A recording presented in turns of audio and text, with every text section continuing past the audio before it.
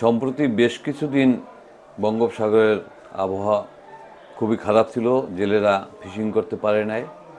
তো ইদানিং মাত্র বৃহস্পতিবার এবং শুক্রবার আবহাওয়া একটু ভালো হওয়ার সাথে সাথেই কিছু ট্রলার সাগরে মাছ ধরার উদ্দেশ্যে যায়। তার মধ্য থেকে 10-11টি ট্রলার আজকে সকাল থেকে মহিপুর বন্দরে, আলিপুর বন্দরে মাছ নিয়ে এসেছে, যার প্রায়টি 40 থেকে 42 লক্ষ টাকার মতো মাছ এক একটি ট্রলারে বিক্রি হয়েছে।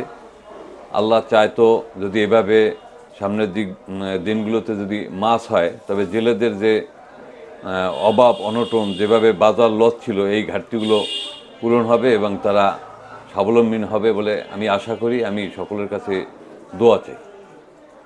বান্ডেল থাকলে প্রতি সেনমানিতে টাকা বাঁচবে। বিকাশ সেনমানি বান্ডেল কিনে জিতুন প্রতি লেনদেনে। শুরু হয়েছে Standard Charter Channel i agro অ্যাওয়ার্ডের 10ম আয়োজনের মনোনয়ন গ্রহণ। এবার নতুন ক্যাটাগরি বছরের সেরা ছাদ কৃষক সহ মোট 13টি ক্যাটাগরিতে পুরস্কার প্রদান করা হবে। মনোনয়ন গ্রহণ চলবে আগামী 15 জুলাই 2025 তারিখ পর্যন্ত। বিস্তারিত জানতে ভিজিট করুন www.agroaward.com এবং ফোন করুন 018737000556 এই নম্বরে।